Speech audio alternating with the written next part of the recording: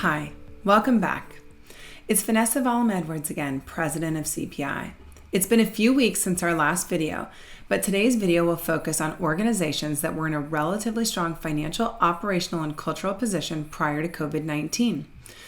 Our first two videos were focused on agencies who we classified as emergency with 1 month of cash in the bank and our priority with 2 to 3 months of cash.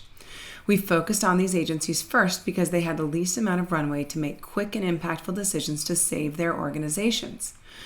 Fortunately, this third video is focused on organizations with 4 to 6 months of cash in the bank, who are in a much better position to not only survive, but to thrive in the new economy. However, as we'll discuss, this cannot be done by going back to the way things used to be. There's a new normal, and we all have to adapt accordingly. So let's talk about what some of the largest institutions in the world think about where we are today. As you can see here, the World Economic Forum says that COVID-19 will force a rebirth of many industries, pushing us to reimagine how business is done. I agree with this assessment. Furthermore, we are starting to get hard economic data from the Commerce Department about the impact of COVID-19. As Forbes reported, the economy shrank 4.8% last quarter, but that doesn't even begin to reflect the true economic scope. While the last slide referenced the economic impact of COVID-19, now let's take a brief look at the human impact. According to Fortune, real unemployment has soared past 24.9%, levels not seen since the Great Depression. This is scary.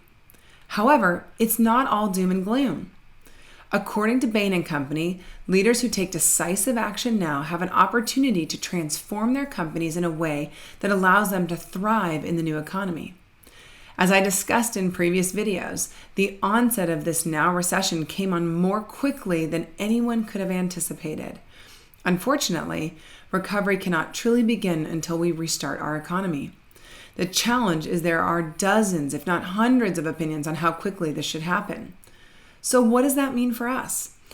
I contend that this transition period is an opportunity for us to focus on organizational agility and resilience, the two things that we will need to win in the new economy.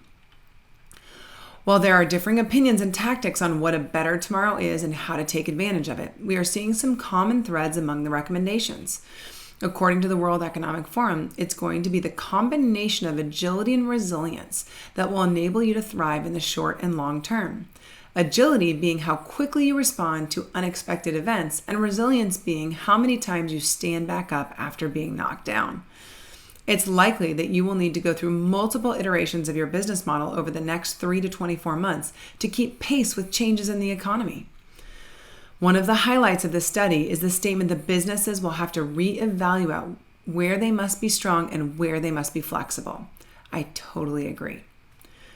Traditionally, our industry has focused on great creative and strong strategy at the expense of sound business fundamentals. However, this cannot continue. Have no doubt, our industry and the broader economy has reached an inflection point. Andy Grove, former CEO of Intel, who coined this term, said an inflection point refers to change that is 10 times more significant than typical changes encountered by a business. I think this fits. In order to thrive, not just survive through this crisis, you must be a futurist or an early adopter, someone who already anticipated the recession was on its way, or someone who has recognized the changes and is embracing the new business paradigm. You can't afford to be a late adopter or a denier, someone who thinks the change is just temporary or transient. Remember, when the world thought Henry Ford was crazy and no one would replace their horse-drawn buggy with a loud car? Don't be that guy. While we're here to talk about marketing services organizations, it's important to remember our industry does not exist in a bubble. It's valuable for us to understand how the broader economy and large brands are going to respond to this crisis so we can, in turn, better understand what we need to do. An example of this approach has been provided by Bain to their clients and is likely similar to approaches recommended by other large consultancies like McKinsey or Booz Allen. I've highlighted a few areas that you may find interesting. Let's see how this applies to our industry. As a reminder, in this video, we're focusing on agencies in the non-urgent category with 4 to 6 months of cash. These agencies are in the best position to improve their organizational agility and resilience so they can emerge stronger. While the other two categories have been busy trying to stay alive and cutting deep in restructuring, agencies in the non-urgent category are in a unique position and likely have the bandwidth, capital, and headspace to plan for the new normal. So let's talk about that new normal. The first step of this process is going to be accepting the new normal. While there are many opinions about what the new normal is going to be, what we know for sure is that it will be different than what we had before, and it's likely never going back to the way it was. Agencies should not be focused on just getting through to the other side of this, thinking their old business models will still work. They need to accept that the new world will be different and redesign their financial and operational models to this new norm. The agencies that do this quickly will be the ones who come out on top.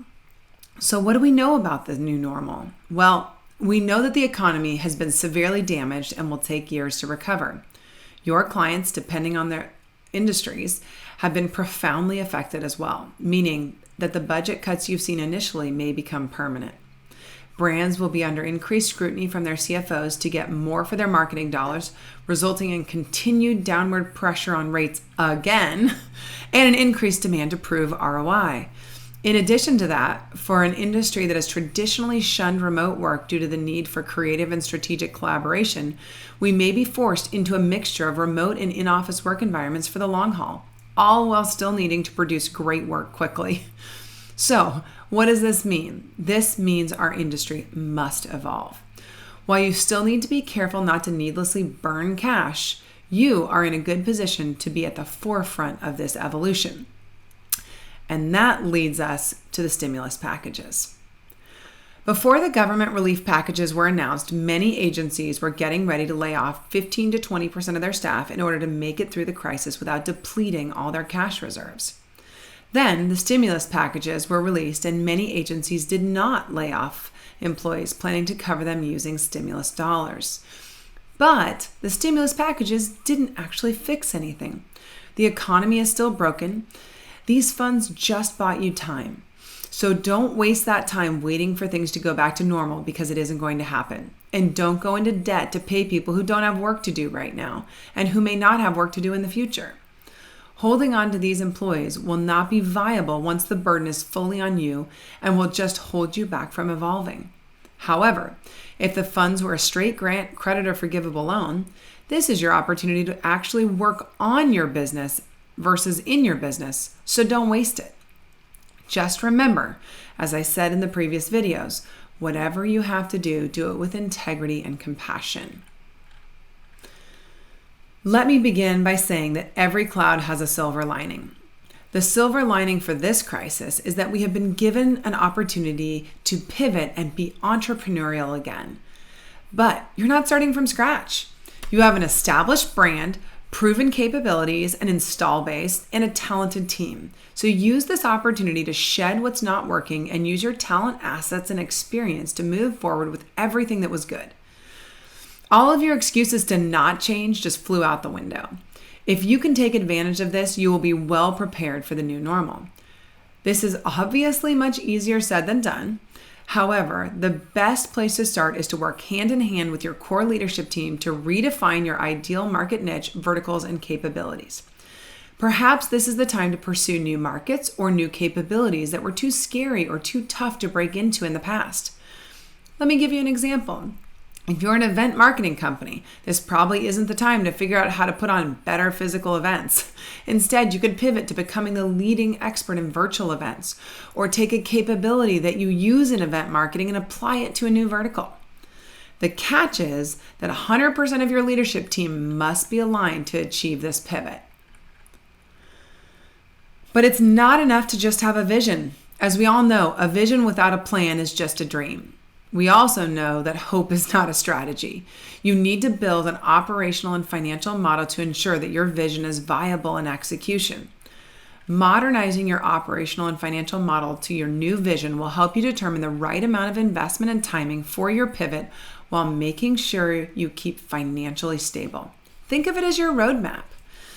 To build the model, you must forecast new revenue and costs based on your pivot, as well as direct labor needed to produce that work, all the way down to indirect labor and OpEx needed to support the business. It's important to consider if the resources you have today are the ones you'll need moving forward. Make sure you build your model around what you need to successfully pivot. In addition, your model needs to include labor budgets using the right employees needed for the new work. And don't forget to take into account your projected utilization and realization gaps when comparing your operational and financial inputs. If you want more detail on the nuts and bolts of building an operational and financial model, click on the link to check out part 3 of our 2020 recession video series. Just make sure you don't skip this step. You're going to need this new model to benchmark yourself as you pivot and to measure your success in the months to come. It may also highlight areas that you need to refine to ensure successful execution of your vision. Just as important as modernizing your operational and financial model is modernizing your client engagement models and workflows. Use this as an opportunity to take a look at what was working and what was not working prior to this crisis and design new ideal engagement models mapped to your new vision. Many times I go into agencies and see they have 10 ways of executing engagements when they could really have just 3. Why does this matter? Because if you have 10 different ways of approaching the work, you can't standardize. If you can't standardize, you can't optimize. And if you can't optimize, you'll never increase profit. An engagement model and workflow is a way of approaching work in alignment with your processes. With each engagement model, you must clearly define integration points and checks and balances unique to those engagements to help standardize and optimize your work. Take the best of all the 10 ways you've done this and put them together into the perfect engagement model and workflow. Now, this doesn't mean that an engagement won't ever be customized. It just means that everyone in the agency will be coming from the same baseline understanding and will know the ramifications of deviating from the model. Some of the problem areas well-defined engagement models will help you address include excessive non-billable pitch time, the scoping shockwave, improper client onboarding, poor campaign or project intake, inconsistent delivery quality, timing and budgets, lack of data to analyze and refine workflows, processes, and relationships. For example, have you ever involved subject matter experts too late, leading to redoing or replanning the work? Or on the flip side, have you ever had too many experts in the room throughout the project, costing you way more than what the client will ever pay you? Here's one I've seen a lot. Have you ever treated a project-based client like a full-service client, resulting in extremely over-budget projects and low client profitability? These are just a few of the problems that can result from poorly defined engagement models and workflows. Executing work against ideally designed client engagement models and workflows allows you to use your secret sauce to produce your best work in the most efficient way. Now is the perfect time to define these with your new vision for immediate impact on your new engagements. Your next step is to learn from historical, operational, and financial data, align your teams, and improve your decision making. In this new normal, data must become a core competency for you. And no, I don't mean campaign analytics. I mean your agency's financial and operational data captured in a way that can give you insights for improvement. Your gut got you this far, but to navigate these waters, your gut is no longer enough. You must be willing to accept data as a core competency, or you won't be willing to do what is necessary operationally to create that data, because it's hard. But now it's a necessity. You need to be able to align your teams and respond quickly to changes in the marketplace. And without good data, you'll lose the organizational agility you need to compete in the new landscape. But in order for your leadership team to be aligned and stay agile, they need data they can all agree upon that is real, timely, relevant, and impactful. We need to keep from repeating the mistakes of the past, and the only way to do that is with data-driven insights. Now, I'm going to address the elephant in the room. How you collaborate to produce work has changed forever, and in some form or fashion, remote working is here to stay. The feedback I've gotten from my agency clients is that while the initial transition was a bit abrupt and painful, having a remote workforce hasn't been as difficult as we all thought it would be. They've realized they can actually collaborate remotely and still be successful, which has been surprising for an industry rooted in in-person collaboration and client presentations. With uncertainty around the length of time COVID-19 may affect our ability to collaborate in person, we need to build our new business model around being effective with a mixed remote and in-office environment. To do this, you must modernize both your operational and managerial models to ensure your teams are as productive, if not more productive, at the same level of quality as before. So, what are some of the secrets to doing this? First off, you need to create and optimize ideal processes for working remotely.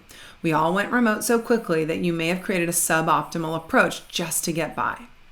But now's the time to find a permanent approach that works with both in-person and remote teams, where you can address meeting protocols, communication expectations, as well as tools to enhance or speed up processes. For example, best practice production meetings and daily stand-ups are more important than ever to ensure everything stays on track, as is leveraging a digital markup and routing tool with clear routing and review guidelines to reduce churn and keep you organized outside of email threads. In addition to processes and tools, you also need to make sure your managerial model evolves. In the new normal, without in-person oversight, work ethic, self-discipline, and accountability will be even more important for overall success. This means it will be critical to reset employee expectations for continued remote work and collaboration. Things that should be addressed include when employees are expected to be online and or available, when they're expected to be on video, when they need to actually wear pants, how to log work time from home, how to make non-productive time productive, and so on. Additionally, one-on-ones and check-ins from managers will be more critical than ever to stay on the pulse of the organization and to ensure employees are doing okay. Managers who struggled before may need additional coaching and training to be successful in this new environment. Also, now that you've lost some of the natural in-person energy, new traditions and better management will help create a shock absorber for your culture. It's time to embrace new remote traditions like video happy hours, themed department or company meetings, weekly video team lunches, company-wide Zumba or yoga online. And don't forget to celebrate the birthdays, anniversaries, and new babies with virtual cards and get-togethers. You could also throw in occasional remote employee perks like coffee delivery or care packages or memberships that can be used from home. You don't have to let this new remote landscape compromise your culture. You just have to pivot a bit to make it work for you. Now it's time for an admittedly controversial topic, employee compensation. As we all know, employee compensation has steadily and dramatically increased over the past 10 years. In fact, over the past 3 to 4 years, I've seen salaries increasing 15 to 20% annually in some cases. The reason is simple. Unemployment was historically low and employees could find a job within a week if you didn't meet their salary demands. This was compounded by the downward pressure on rates that agencies were feeling, and the compensation to rate ratio was already reaching a breaking point before COVID-19. Unfortunately, downward pressure on rates isn't going away. In fact, it's only going to get worse. We can't afford these exorbitant salaries without balancing them somehow with agency profit. At this point, something's got to give. So let's start by talking about what you should not do. Don't go summarily letting go all of your high-value talent and replace it with inexpensive talent because the cost of turnover and loss of tribal knowledge will have unintended consequences. Instead, consider moving employees to a shared risk model that is common in many other industries. An example of this could be negotiating a reasonable base salary combined with a quarterly agency performance profit share plan. This should align with your agency's financial model and utilize excess net profit as pay-for-performance employee compensation. This type of compensation model gets employees to take personal accountability in the profitability of their projects and clients in a way that will improve the overall profitability of the agency. In order to develop this culture of accountability, which is the only way this will work, employees must have clear roles and responsibilities and be aware of how their day-to-day actions directly impact the agency's profitability. Another requirement for this model to be successful is strong leadership and effective decision-making that is grounded in accurate financial and operational data. What your employees don't want to see is ineffective leadership that is negatively impacting the profitability of the agency while they are effectively doing their jobs. Remember, this isn't going to be for everyone. You have to be prepared to let go of inflexible employees and leadership who are not compatible with this shared risk model. Designing a win-win relationship between employees and the agency will help you retain key talent, protect culture, and increase your competitive advantage in the new normal. Okay, guys, let's beat a dead horse now, and that horse is project management. There is no more important time than now to have a good grasp on how you scope work, intake work, produce work, and get it out the door. And the only way to do that effectively is with a good project management discipline. I won't spend a lot of time here because I've talked about this at length in the past, but I still feel it is important for me to bring up since having a discrete project management discipline is critical so that you can be agile and resilient in the new marketplace. Still not convinced? In the last 10 years of working with over 100 clients, I've found that the agencies that truly embrace project management have the fastest and greatest lift in agency profitability. If you want to know more about my philosophy about project management, click the link for our video, The Real Reason Why PM and PMOs Fail in Agencies. Okay, the last thing I'm going to talk about is the 800-pound gorilla in the room, and it's not the economy, it's in-house. While you may not want to hear this, I'm going to tell you that in-house is here to stay. Thanks to COVID-19, brands may be bringing things in-house slower than originally planned, buying agencies a little time to prepare for this eventuality. That being said, what does in-house believe they're good at? They believe they understand their brand better than their partners. They believe they understand their internal stakeholders better. They believe they know their industry better. They believe they can do the work faster and cheaper. They believe they know their consumer data the best. And in many cases, this is true. So where does that leave us? Well, we have a binary choice. We either fight it or we find a new way to integrate and collaborate with in-house. In this new world, agencies need to avoid competing with in-house departments and stop looking down their noses at these teams. Agencies need to develop a new model of increased integration and collaboration at a whole new level than they've ever experienced before. This new model, called a hybrid model, allows brands to develop subject matter expert teams with specific capabilities like programmatic buying, social content development, consumer research, while allowing agencies to continue to drive the big idea, creative concepts and certain types of execution. My goal is not to talk to you about the various hybrid model approaches, of which there are many. Instead, I want you to be prepared for this new reality. Know that this is going to happen and build your new plan to include room for this hybrid model. A new level of organizational agility will be required for the ongoing success of your agency as your clients continue to grow in-house capabilities aligned to what they do best, leaving you to focus on the things that you do best. Whew, that was a lot. But victory goes to the bold in situations like this. There will be others who will not be willing to do what it takes to win. Are you going to be one of them? Or are you going to be like Tucker and go all in? Thanks for watching. Stay safe and healthy.